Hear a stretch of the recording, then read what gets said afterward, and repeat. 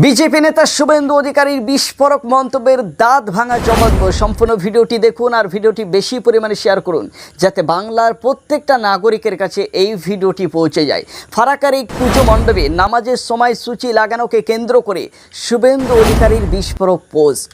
আসলে কি মুসলিমরা সেই পুজো কমিটিকে চাপ প্রয়োগ করেছিল যে নামাজের সময়সূচি পুজো মণ্ডপে দেখেন, এটা আমাদের মন্দির, হ্যাঁ, এটা আমাদের নিমের গাছ, আর এটা হচ্ছে মুসলিমের, এটা মুসলিম বাড়ি। মুসলিম বাড়ি। হ্যাঁ, হ্যাঁ, মানে কোনো অসুবিধা নেই, মানে চারিদিকে সব মুসলিম, একদম মুসলিম, সব মুসলিম, কোনো অসুবিধা নেই। আপনার কত ঘর রয়েছেন এখানে?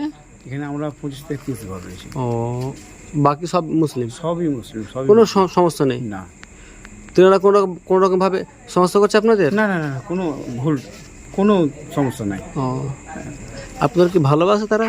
হ্যাঁ হ্যাঁ, অবশ্যই। আমাদের আজকে ওই সব মুসলিম বন্ধুগুলোকে নিমন্ত্রণ ইনভাইট করেছিলাম, তাদের বরণ করলাম, সবাই এসেছিল, খাওয়া দাওয়া করেছি একসঙ্গে।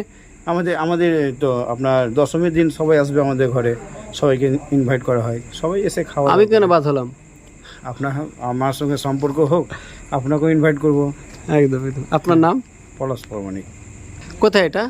এটা হচ্ছে আমাদের শিবতলা ফারাক্কা। আসলে সেই জায়গাটা 90% মুসলমানরা বসবাস করে।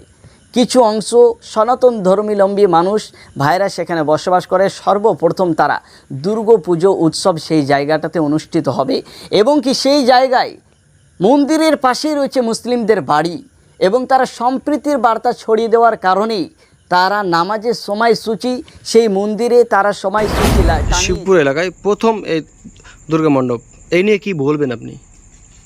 আমরা এখানে প্রথম দুর্গাপুজো করছি। আমরা এখন কোনো সরকারি অনুদান পাইনি, আমরা এটা নিজে থেকেই করলাম, নিজে অনুদান করে, আর সবার পার্শ্ববর্তীদের কাছে কিছু হেল্প পেলাম। চারিদিকে সব মুসলিম? হ্যাঁ, আমাদের মন্দিরের পাশে দেওয়াল ঘেঁষায় মুসলিম, সবাই মিলে জুলে আমরা এটা উৎসবটা করছি। এই যে আমরা দেখেছি বিশেষ করে হিন্দু মুসলিম যে একটা দাঙ্গা, না সে দাঙ্গাকে এড়িয়ে আপনারা যে সম্প্রীতি একটা বার্তা বহন করছেন, সেই নিয়ে কি বলবেন আপনি?